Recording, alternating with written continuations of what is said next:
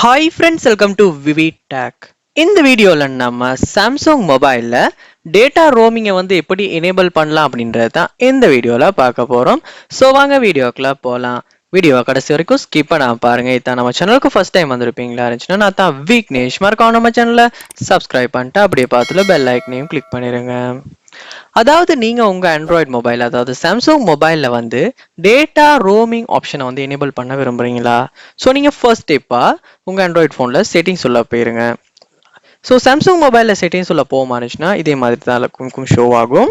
So இதில் நீங்கள் பார்க்கலாம், முதல்ல உங்களுக்கு கனெக்ஷன்ஸ் அப்படின்ற ஒரு ஆப்ஷன் ஒன்று ஷோ ஆகும். ஸோ அதை வந்து கிளிக் பண்ணுங்க.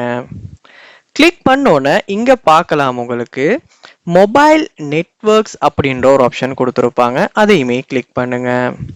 கிளிக் பண்ணோன்னே உங்களுக்கு முதல்ல வந்து data roaming using mobile data while roaming May result in additional charges அப்படின்னு கொடுத்துருப்பாங்க.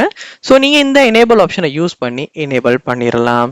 ஸோ இப்படி எனேபிள் பண்ணும்போது உங்களுடைய சாம்சங் மொபைலில் வந்து இப்போ டேட்டா ரோமிங் ஆப்ஷன் வந்து எனேபிள் ஆகிரும். ஸோ இப்படித்தான் வந்து சாம்சங் ஃபோனில் வந்து நம்ம டேட்டா ரோமிங்கை வந்து எனேபிள் பண்ணுறது. ஸோ இந்த வீடியோ உங்களுக்கு ரொம்பவே யூஸ்ஃபுல்லாக இருந்திருக்கும்னு நினைக்கிறேன். இது போல் நிறைய வீடியோ நீங்கள் பார்க்கணுன்னா கண்டிப்பாக நம்ம சேனலை சப்ஸ்கிரைப் பண்ணுங்கள். அப்படியே பார்த்துல பெல் ஐக்கனையும் கிளிக் பண்ணுங்கள். தேங்க்யூ.